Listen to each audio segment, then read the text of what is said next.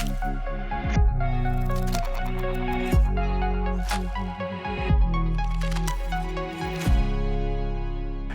there, and welcome to another Sigma presentation. And it's our first presentation of 2022. Fantastic. And we'll wait to start another new year by announcing another incredible product. But my name's Steve, I'm from Sigma, and I'm joined with Sam today from Sigma also. Hi guys. And yes, we're here to announce another amazing lens launch. Always exciting. Isn't it just? Yeah, especially now I can actually see you in the flesh, Steve.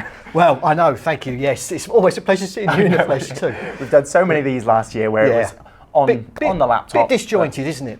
Exactly. But now we're getting a chance to do some again back face to face, and it's wonderful, isn't it? So, and what a way to kick off for, say, 2022 with another great lens announcement. Exactly so, yeah. Which you may well have seen. Kasuta-san from our head office out in Japan has announced the lens today. So if you saw that, fantastic. And we're going to go through a few more bits and pieces, a little bit more detail of that again today, with the help of Sam, who's the technical guy here today, I have to say, you know, so don't be leaning on me too much. No, we'll see. We'll go through the bits and pieces of it. We'll tell you a little bit of where it fits in and in our range currently. So, so go on then, Sam. What are we launching? So, some people who have looked at the table might figure out what this could be. However, I've got it here. So it's our lovely 20mm f2 DGDN I series. It's part of our contemporary line. It's absolutely tiny. First impression. Let's have a look. Yeah.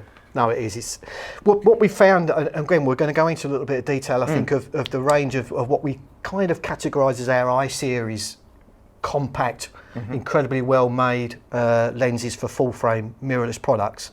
So we're going to go into that in a little bit more detail, but what I love about this and what we've had so far with all of these is just how tactile they feel. Exactly, yeah. Absolutely beautiful in the construction, all metal construction, but we'll talk a bit more. We'll talk a bit more about that. Of course, we'll delve straight in. But let's start off with where this sits in our current range of lenses as well. So as I said, we've got a selection out here. So we've currently got 6 I series on the table, and this makes the 7th in the I series range. So as Steve said, the I series is high performance. There are premium compact primes, so they are small, durable, so they all have metal housings, and the image quality is fantastic.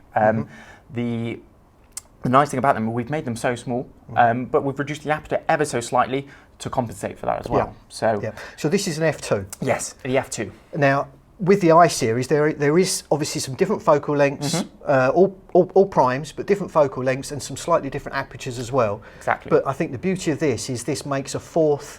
It does indeed. F2 so we have range. 4 in the range. We've got that 20mm.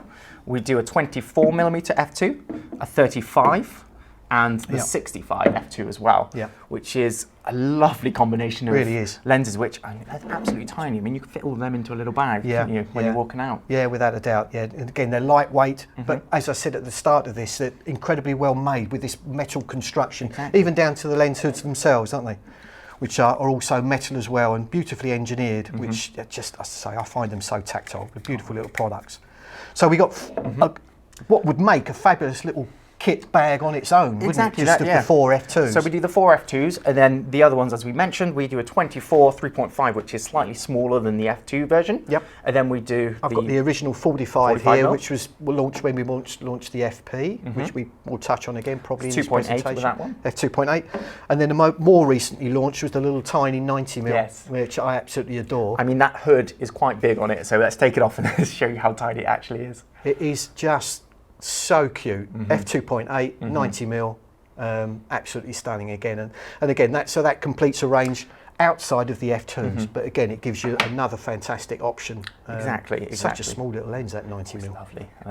And to be honest, we're looking at size-wise, this 20mm is absolutely tiny in itself as well. Yes. Even though it is an f2 and it is slightly bigger than our 2.8 plus lenses at the back here. But that in comparison to what we have in some of our other lens optic designs, absolutely remarkable to get that small. Yeah, and if I recall, Sigma have always been at the forefront of fast wide angle primes. I might not have the year spot on, but was it? I think it's about 2002. I think around that. Yeah. There was a 20mm f1.8, and again, I think we may have been one of the first to produce a lens of that focal length with that fast working aperture. So this is something Sigma have always had as a major part of what we do in our range.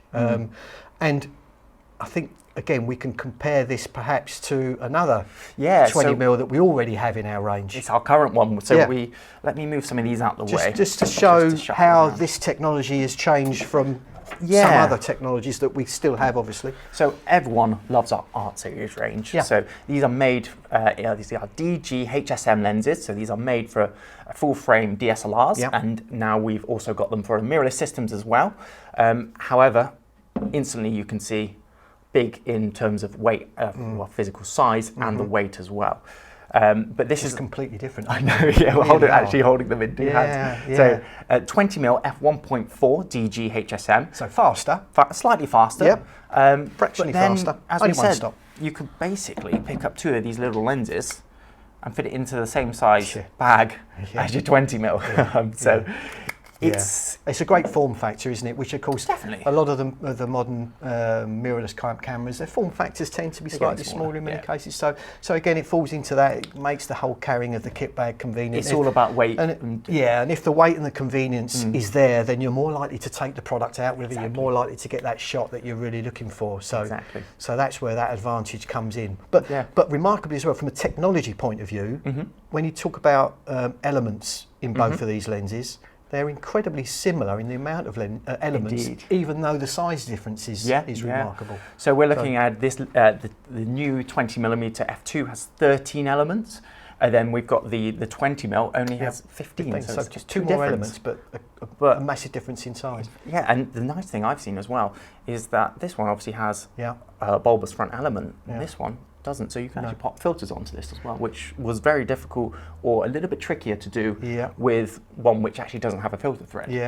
No, very much so. And that again, that comes down to the practicalities of where you might be using this lens. If you're into street photography or things of that nature, you need a product which is functional in many ways.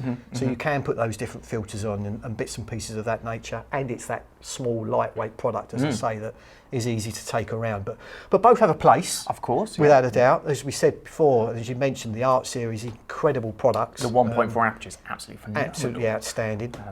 But again, if you're wanting something that's more lightweight, more compact, but still incredibly made and optically to an incredible standard, then this new series is just outstanding, amazing. Exactly, because this 20 mm was 2015. So now we're 2020, 2022, sorry, 22. A couple of years behind. I know, 2022. Well, we launched so many lenses again last year. Crazy. This is, again, hopefully this is the start of many more again this year. So the nice thing about all the I-Series, they're from 2019 and onwards. So they're using all of our newest optics. And I think this is how we can design them to such a small, tiny form factor as well. Amazing. And lightweight, of course, as well. Oh, exactly. The weight of the new one is 370 grams. Yep. And that would compare, again, the 24 mm f2 that we've got here, haven't we? Yeah. This one here. How does it compare in size and weight to that? Oh no, that's the 35. It's that the one 24. There. Sorry. Yeah, there it is. The 24, obviously, slightly. This is slightly wider, but I think you can clearly see that again, size-wise, they're almost identical. I think physical size, it's a fourth of. It's 0.4 mm difference in them. But the width is the same. It's all the same sort of barrels, and you wouldn't be able to tell the difference. No, remarkably similar in size and weight as well. As you say, that was, remind us again. 370 grams. Yep. And then the 24 mm is, I think it's about 5 gram difference. About 5 grams. So it's very, very small. Yeah, that's remarkable, really, isn't it? And that all comes down now to the modern technology in as it's continually developing in the way that you construct the elements together. Well, this and is the types of elements that are used. Especially going from 24 to 20, you would expect a massive, larger elements, heavier elements out of it. But to keep it virtually the same size and weight, it's so remarkable and clever. It is remarkable. Yeah, it really is. So who's it for? That's a good question, isn't it? So what type of photographer is going to be wanting to use a lens of this nature? Okay, so the 20 mm are great for a lot of stuff. I mean, anyone who does architecture photography is going to absolutely love it. You've got Yeah. the landscape guys as well. Yeah. You could go for like interior architecture wise, a bit of Astro work as well. Right. It would yeah. hit the wedding scene perfectly. Weddings, of course. Lightweight. You know, It's perfect to have on a second camera shoot. Yeah, you quite often end up in a very confined space, aren't you, if you're doing the photography with the bride prior to the wedding, and she wants it in that room that she grew up in, and it's a little tiny box room. Yeah. So then you're struggling to find it. But that Didn't know would be you perfect. shot weddings. I used to be a wedding assistant, actually. fantastic. Well, we're going back probably Learn something new every day. only a couple of years ago when I was in my early 20s. Oh, wow. And the rest. No. But yeah, and then it's, as I said, Astro work is actually, this lens is being tailored to help with some of the Astro's stuff. really popular these days, isn't it? Again, our 14mm 1.8 was used a lot for astro photography. Yep. And the 20mm DG HSM also came into it as an Astro workhorse, but now, as we said, the smaller, lighter kits for Astro work, this is ideal, really. I think Tim, our colleague from marketing, went out and tried it on some astro photography. So I think we can take a little quick look at that now and see how that went. Hopefully it went really well. Let's see. Thanks, chaps, and hello everyone. I'm here out in a relatively rural location, just not too far from my house in Lincolnshire, to take a night sky image, an astro image, using the brand new Sigma 20mm f2. It's feels beautifully made, all metal. I'm using it on the Sigma FP, which is a full frame mirrorless camera, 24 megapixels. I'm using an ISO of 800 and I'm shooting at 20 seconds, which is about right for a 20mm lens if you don't want the stars to streak in the corners. It's a beautiful night, no clouds at all, there's no moon, that doesn't come up for about another 3 hours or so, and it's absolutely completely still, not a breath of wind. And that's good because in front of me here I've got a pond which is absolutely glassy still. So I might get a few reflections of stars in the pond, which will look really nice. At the back of the pond there's a bank with some trees which will silhouette against the sky, so it should look really nice. So I'm just going to try a shot. Let's see how we get on. I'm pleased with that. Looks really nice and sharp.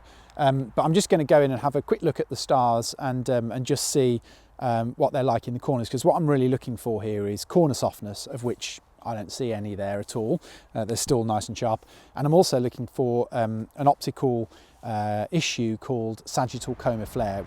And what happens is that bright points of light kind of smudge outwards, flare outwards, particularly in the corners.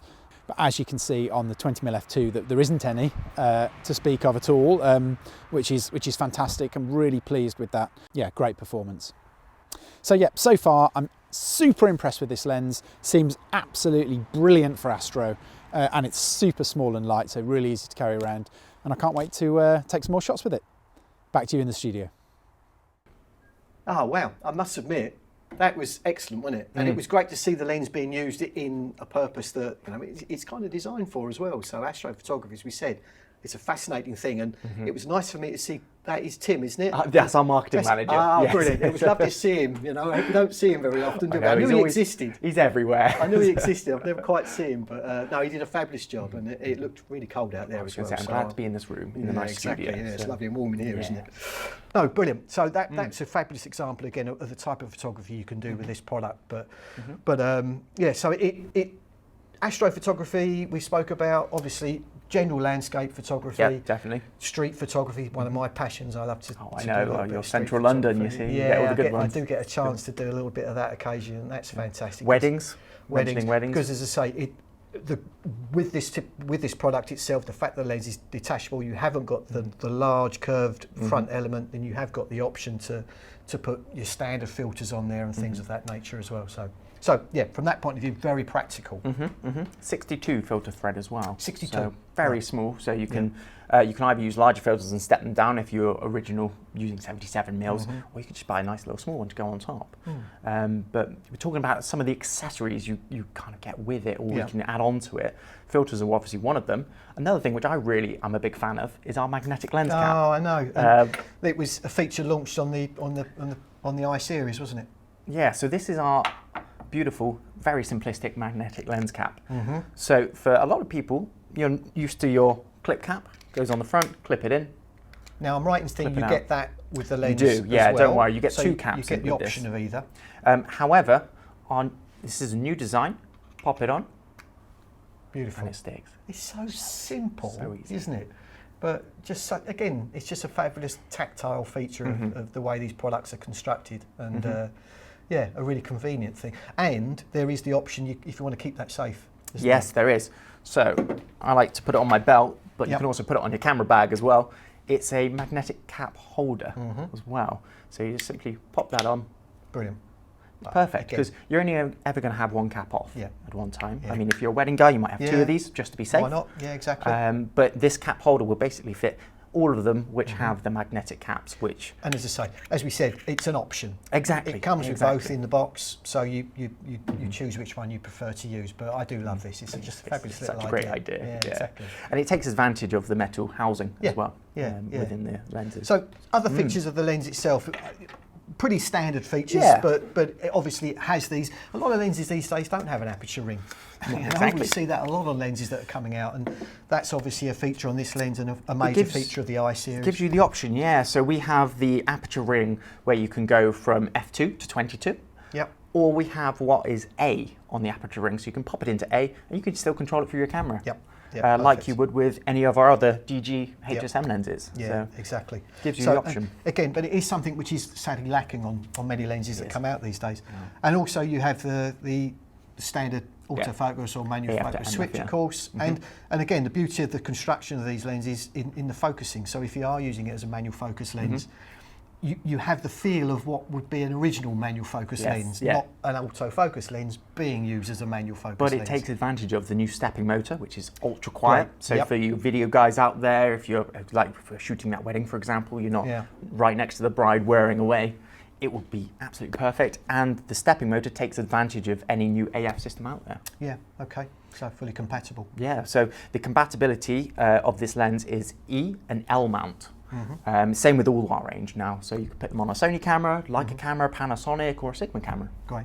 I'd like to remind everybody watching again, because sometimes there's a little confusion sometimes over the way we with the designations we put on our lenses. Yeah, we get that occasionally. Do get that occasionally, and these are all part of our DGDN series, aren't they? So these are designed from the ground up, specifically designed for mirrorless full frame cameras. Yes. And that's the DG part, full frame, DN being mirrorless. So when you're looking at, again, as we had out earlier on the... If I grab the DG HSM, so DG, as Steve quite rightly said, is full frame. So both of these share the DG name. Then we've got the DG DN, which is purely for mirrorless. This one has been redeveloped for the mirrorless down the line. However, it was purely designed for the full frame DSLR cameras. But all of these I-series are the DGDN range. DGDNs. We also have a DC as well, which is digital crop. So that will be for crop sensor cameras, anything with an APS-C Super 35 style like sensor. That beautiful little 18 to 50 that we launched. Just a fantastic little thing. It's F2.8 as well. But brilliant. Yeah, that's like you say, it's part of the crop sensor series. What of our lenses are just getting smaller and smaller, aren't they? Yeah, they do seem to be, don't they? But not losing the faster apertures or the optical quality. Yeah, in many ways the optical quality is moving on again because of the way technology keeps moving. It's amazing what they're producing. And again, and we like to always emphasise this, that our products all come out of our beautiful factory in Aizo in Japan, which is a beautiful part of the world, and it's there for a reason. The water that comes down off the mountains, it's just a great place to be manufacturing products of this quality, and all in-house. Exactly. Which again is what is reflected in the quality of the product, because it's all built in-house from every single nut and bolt all the way through to from the construction, from the design right the way to the final product. And so I think that's made in Japan, made in Aizu. We like to emphasise that as well, and that's where all of these new I-series DGD lenses coming out from, the same as all of our products, which is wonderful. Yeah, beautiful. So we'll have a little chat through again, because we said it right at the beginning, but just to go back again over now, the I-series is now complete with seven, however, lenses. set of 4 of the F2 style, and then 3 2.8s. Yeah. So we got the new 20 mil F2. We've got the 24 mil. Yeah. And then we go to the 35mm as well, or Yeah. f2. And then we have a 65mm on top range. So you're pretty much covered. If you wanted an f2 style setup, which is small, light, but still with your nice build quality behind it, these four cover that. Perfect. Absolutely perfect. Exactly. Yeah. But then in addition to that, to make up the set of 7 that we've got at the moment, we've got the 2.8 pluses at the back. 2.8 plus version. So you got the the 24 3.5. Which is absolutely tiny. And we do the 45mm again. Kind of a standard lens, perfect standard lens, 45mm. And of course, as we said right near the start, this beautiful, cute, tiny little 90mm, which I still can't get over how small it is. So all of the 2.8 pluses tend to be a tad smaller, but not by much. No. I mean, these are with hoods on this side, but if we were to get all of them off side by side, you would see a nice... It's a fantastic series. Yeah. But saying that, I mean, again, I keep bringing this out, but you look at this 20mm 1.4, and you can basically fit 3 of the small ones in the same size of bag, or 2 of the F2s in. But it just makes a fantastic kit to go with, and you're not now worried about, as you say, lugging it out and not using your kit and worried and keeping it at home. No. You can literally just take 4 lenses out with you. I mean, the new one weighs the same as a pot of jam, I think we looked earlier on. Is it? It's a pot of jam. So that's next well, what to type of jam? What raspberry can make a difference? Well, raspberry, I think it was strawberry? raspberry I did was see, it? but Okay, I'm so sure the pot of strawberries raspberry the jam. same. Don't quote Sam on that. You might don't start shooting down to please a don't. supermarket to find out. But yeah, so roughly the weight of a pot of jam. So I mean, it's so convenient size and weight wise, isn't it? It really is. And it's another addition to what is a fantastic series of lenses. Exactly. I still can't get over how tactile they are, the construction of them. You know, I'm holding still the lens hood off the 90mm there, and it's just beautifully engineered. It's solid metal construction. In fact, again, this kind of nicely demonstrates it as well. That this is the 45mm that we have here in its non-coated version. Lovely. Which just shows a little bit shiny for some people's liking. Not necessarily something you'd be using, but it's just to demonstrate very nicely just how they are constructed. Which, you just can't you can't knock it, can you? It's beautiful the way it's put together. So beautifully constructed, small, compact, but an amazing of work has gone into the R&D in regards to the way the lens elements are constructed, and nanoporous is a coating that's used, and all of these new techniques that are being used to take away corrections that you need to take away from the specific image that you're recording that data at that point. There's other corrections, of course, that can be instantly removed now with your like vignetting, for example. Yeah, exactly. That can be taken away, pushing a button on post-production. But the main thing is that Kasuta-san often mentions the Ghostbusters. Yes, of course. There's a team in Japan, in Aizu, that their role is constantly to work on every single lens that is produced to make sure that they're doing everything they can to reduce those elements of ghosting and flare, etc. Like we talked about when we were talking about the new lens and its use in astrophotography. This all comes out of that research and development to make sure that those elements that you can't correct afterwards very easily in post are taken out initially on that very first image that you're taking, and that's really important. Fabulous. So I'll tell you what we haven't done. We did mention it's coming out obviously in Sony and L mount. And L mount. It's due to arrive in the UK on the 25th of February. It is indeed. And so the not price a million is miles away incredible as well for for what you get out of this little package. I think we're putting it at about $649. $649.99 is the SRP. Yeah, exactly. And as I say, available from the 25th of February worldwide. That is, isn't it? So we'll have it in the UK from that point onwards. So not that far away from its launch itself. And again, we touched on it at the very beginning. Sigma have been at the forefront of wide-angle primes, bringing out well-breaking 20mm f1.8s when people didn't have anything of that nature. And then we brought out the 14mm as well. 14mm, 1.8, 1.8 as well. You know, it's something which Sigma have built a massive reputation on, and this is certainly within that category. Definitely, and it's a nice addition to our I series. Yep. Incredible for the Leica shooters, the Sony shooters, Panasonic. Yep. Perfect. Yeah, definitely. And that's it there. Because it's so similar to the other size, I keep missing where it is. Yeah, exactly. It blends in. Unbelievable. Yeah, so we should do a quick recap, I guess, Yeah, of of just the course. quick bullet points. So we've launched the 20mm, DGDN, mirrorless full frame, f2. It's going to be $649.99. It's going to be available from the 25th of February. It's the 7th lens in a series that we have now of our I series that we've been building over the last year or so. Yep. It's the 4th f2. What am I missing? Anything else that we can recap on? It's got the full metal construction of the I series as well. Yes. The aperture ring.